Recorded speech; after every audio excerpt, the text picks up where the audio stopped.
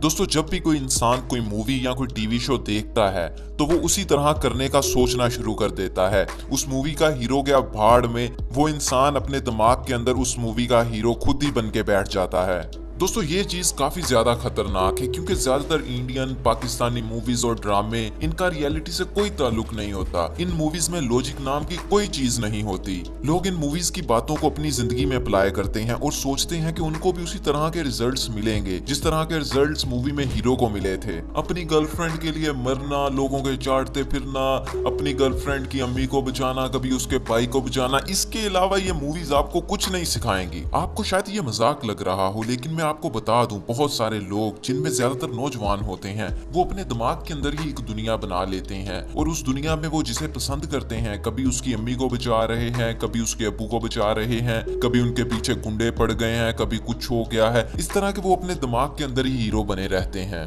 दोस्तों, जब पेशावर में स्कूल में अटैक हुआ था तो बहुत सारे बच्चे अपने स्कूल में यही सोचते रहते थे कि अगर उनके स्कूल में अटैक हो जाए तो वो किस तरह से दहशतगर्दों से बचेंगे और अपनी गर्लफ्रेंड को बचाएंगे। अगर कोई अपनी टीचर को पसंद करता है तो वो किस तरह से अपनी टीचर को बचाएगा। सारा दिन, पूरा दिन इन्हीं स्टोरीज में उनका दिमाग उलझा रहता था। इन्हीं स्टोरीज के अंदर वो हीरो बने रहते थे। मेन प्रॉब्लम इसके पीछे मूवीज हैं जो पाकिस्तान और इंडिया प्रोड्यूस करता है। और ये मूवीज से मुराद सिर्फ मूवीज नहीं है, जितने भी ड्रामे हैं या दूसरी वेब सीरीज हैं, ये सारी की सारी इसके अंदर आती हैं। दोस्तों, अब आप मुझे बताइए कि आप में से कौन कौन ऐसा है जो इसी तरह से सोचता रहता है या रहता था।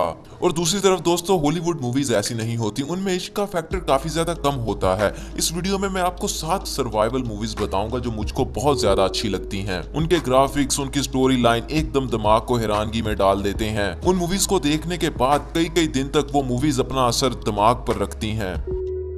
दोस्तों, हमारी लिस्ट की सबसे पहली मूवी है आई एम लेजेंड। एक इंसान जो पूरे शहर में अकेला रह गया है, उसके साथ बातें करने के लिए, उसकी बातें सुनने के लिए उसके साथ सिर्फ और सिर्फ उसका कुत्ता है। शहर में सारे लोग ज़ॉम्बीज़ में बदल गए हैं और बहुत सारे लोग मर गए हैं। ये ज़ॉम्बीज़ दिन के वक्त बाहर नहीं निकलते क्योंकि इनकी स्किन धूप को बर्दाश्त नहीं कर सकती और सारी रात ये पूरे शहर की गलियों में राज करते हैं। दोस्तों, इस तरह के कंसेप्ट पर बनी ये मूवी एकदम जबरदस्त है। अगर आप सर्वाइवल मूवीज को देखना पसंद करते हैं तो ये मूवी आपको जरूर देखनी चाहिए। मुमकिन है कि आपने इससे पहले भी ज़ॉम्बीज़ पर बनी बहुत सारी मूवीज को देखा हो, लेकिन इस मूवी की खास बात यह है कि इस मूवी में ज़ॉम्बीज़ भी इंसानों की तरह सोच सकते हैं, वो भी इंसानों की तरह अक्लमंद हैं। दोस्तों, इस लिस्ट की अगली मूवी है लाइफ ऑफ पाई। इस मूवी के ग्राफिक्स बहुत ज्यादा बेहतरीन है। जब आप देखेंगे तो आपको पता चल जाएगा, एकदम आंखों को सुकून देने वाले ग्राफिक्स हैं इसके, और इसकी स्टोरी भी बहुत ज्यादा इंटरेस्टिंग है। दोस्तों, इस मूवी की स्टोरी कुछ यूं है। एक लड़का जो अपनी फैमिली के साथ रहता है और उसकी फैमिली का एक जू है, वो उस जू से ही पैसे कमाते हैं। उसकी फैमिली कुछ प्रॉब्लम्स के चलते कनाडा शिफ्ट करने का सोचती है। फिर एक दिन वो अपने सारे जानवर लेकर जो उन्होंने जू में रखे होते हैं, बहरी जहाज के जरिए कनाडा का रुख करती है और रास्ते में बहरी जहाज के साथ टाइटैनिक वाला सीन हो जाता है। जहाज एक तूफान के चलते डूब जाता है। सिर्फ और सिर्फ वही लड़का बचता है। वो लड़का एक नाव लेकर भाग जाता है, लेकिन प्रॉब्लम ये होती है कि उस नाव में शेर जैसे जंगली जानवर बैठे होते हैं। वो बड़ी मुश्किल के साथ सरवाइव करता हुआ एक आइलैंड पर पहुंचता है और वहां से आगे सरवाइव करता है। इस तरह के आइडिया पर बनी हुई ये मूवी आपको एक नई ही दुनिया में ले जाती है। इसके ग्राफिक्स एकदम जबरदस्त हैं। आप अपनी मूवीज की लिस्ट में इसको भी डाल लीजिएगा, जब कभी टाइम मिले तो देख लीजिएगा। दोस्तों, इस लिस्ट की तीसरी मूवी है द रेवेनेंट। दोस्तों, ये मूवी जितनी ज्यादा जबरदस्त है उसका अंदाजा आप इस बात से लगा सकते हैं कि इसको एक ऑस्कर अवार्ड मिला है। और दोस्तों, ऑस्कर अवार्ड ऐसे ही नहीं मिल जाता। इंडिया में हर साल 1500 से ज्यादा मूवीज बनती हैं, लेकिन आज तक किसी को भी ऑस्कर अवार्ड नहीं मिला है। ये एक ऑस्कर विनिंग मूवी है, आपको देखनी चाहिए। थोड़ी सी स्टोरी मैं आपको बता देता हूँ जिससे आपको ये पता चल जाएगा ये मूवी किस तरह की है। दोस्तों, 45 लोग जो अपने घरों से बहुत दूर एक घने जंगल के अंदर हैं, ये लोग जानवरों को मारते हैं और उनकी खालों को जमा करते हैं ताकि उनकी खालों को बेचकर पैसे कमा सकें। लेकिन इन 45 लोगों पर अचानक एक कबीला हमला कर देता है और इनमें से बहुत से लोग मार देता है। सिर्फ 10 लोग बाकी बचते हैं। ये 10 लोग उस कबीले से छुपते छुपाते भाग रहे हैं, लेकिन वो कबीला इनका पीछा करता है। इन 10 लोगों में से एक इनका सरदार है। इनके सरदार पर एक जंगली भालू अचानक हमला कर देता है और इनके सरदार का गला काट देता है। बाकी लोग सोचते हैं कि अब सरदार नहीं बच पाएगा क्योंकि सरदार का गला कट चुका है। सरदार कुछ खाता पीता है तो उसके गले से बाहर निकल आता है, लेकिन सरदार थोड़ी ढीठ हड्डी का होता है, वो बच जाता है। लेकिन सरदार बाकी लोगों पर बोझ होता है, इसलिए बाकी लोग सरदार को मारने लगते हैं, लेकिन सरदार का बेटा उनको मारने नहीं देता और वो लोग उसके बेटे को ही मार देते हैं और फिर सरदार को छोड़कर भाग जाते हैं। इस तरह की कंसेप्ट पर यह मूवी बनी है। आगे बहुत जबरदस्त मूवी है, आप इसको जरूर देखिएगा। कोई मूवी देखिए ना देखिए, लेकिन ये जरूर देखिएगा। इससे आगे मैं आपको इसकी स्टोरी नहीं बताऊंगा, आप अपनी डाउनलोड करके देखिए, मैंने अपनी देखी थी, क्योंकि अगर मैं आपको ज्यादा स्टोरी बताऊंगा तो आपका मजा खराब हो जाएगा, कोई फायदा नहीं। चौथी मूवी है 12 Years a Slave। दोस्तों ये वो मूवी है जिसने तकरीबन 1 महीने तक मेरे जहन के ऊपर बहुत गहरा असर रखा था। इस मूवी को देखने के बाद आपको पता चलेगा कि आप कितने ज्यादा खुश नसीब हो जो इस दौर में पैदा हुए हो। दोस्तों मैं आपको बता सकता हूँ कि 70% चांसेस हैं कि आप इस मूवी को देखते हुए रोओगे जरूर। दोस्तों ये कोई फ्रिक्शनल मूवी नहीं है, बल्कि रियल लाइफ पर बनाई गई मूवी है। इस मूवी में एक आदमी होता है, वो आदमी अपनी फैमिली के साथ रहता है और वो और उसकी फैमिली बहुत ज्यादा खुश होते हैं। फिर उसको कुछ लोग अगवा करके बतौर गुलाम बेच देते हैं। जब वो बेचा जा रहा होता है तो वो बहुत ज्यादा चीखता चिल्लाता है कि मैं गुलाम नहीं हूँ, लेकिन उसकी कोई भी नहीं सुनता।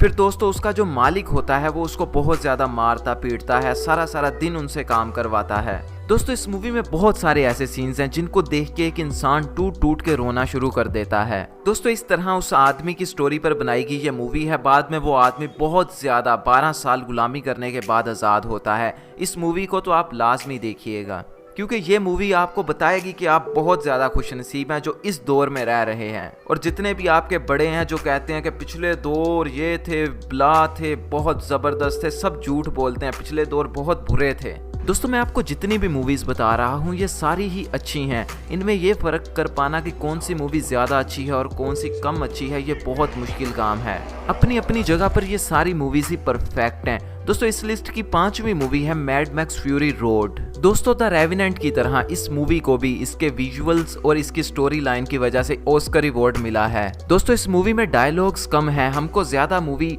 इसके विजुअल्स की वजह से ही समझ आती है। और दोस्तों विजुअल्स के हिसाब से ये मूवी एकदम मास्टरपीस है। दोस्तों इस मूवी का कंसेप्ट कुछ यूं है कि सारी की सारी दुनिया तबाह हो चुकी है, ज्यादातर इंसान भी मर चुके हैं, बहुत कम ही जिंदा बचे हैं और उनके पीने के लिए पानी बहुत कम है। दुनिया की ये हालत इसलिए हुई है क्योंकि बहुत सारे मुल्कों ने आपस में एक दूसरे पर एटॉमिक वेपन्स यूज किए थे। दोस्तों इस तरह के हालात में जहां दुनिया में बहुत कम पानी बचा है, उस पानी पर भी एक आदमी ने कब्जा किया हुआ है और वो लोगों के दरमियान खुदा बन के बैठा है और कभी कभार उनको पानी देता है। दोस्तों इस मूवी को जितने बुरे तरीके से मैं एक्सप्लेन कर पा रहा हूँ, ये मूवी उससे कम से कम 1000 गुना तो ज्यादा बेहतर होगी और आप में से बहुत सारे लोगों ने तो पहले ही ये देखी होगी। दोस्तों अगर आप स्पेस के रिलेटेड या फिर स्टार्स और प्लैनेट्स के रिलेटेड मूवीज देखना पसंद करते हैं तो ये मूवी देखने के बाद आप कहेंगे यार मुझे इसके बारे में पहले क्यों नहीं पता चला। इस लिस्ट की 6ठी मूवी है द मार्शियन। दोस्तों अर्थ यानी जमीन के हमसाया प्लैनेट मार्स पर मबनी ये मूवी है। इस मूवी में कुछ इंसान मार्स पर रहने के लिए जाते हैं और वहां पर रिसर्च कर रहे होते हैं। उनकी जिंदगी मार्स पर बड़ी अच्छी चल रही होती है। अचानक उनको पता चल रहा है कि कुछ घंटों तक यहाँ बहुत बड़ा तूफान आने वाला है। ये खबर सुनने के बाद वो जल्दी जल्दी अपना सामान पैक करना शुरू कर देते हैं, लेकिन उतनी देर तक तूफान आ जाता है। उनकी टीम का एक आदमी मर जाता है।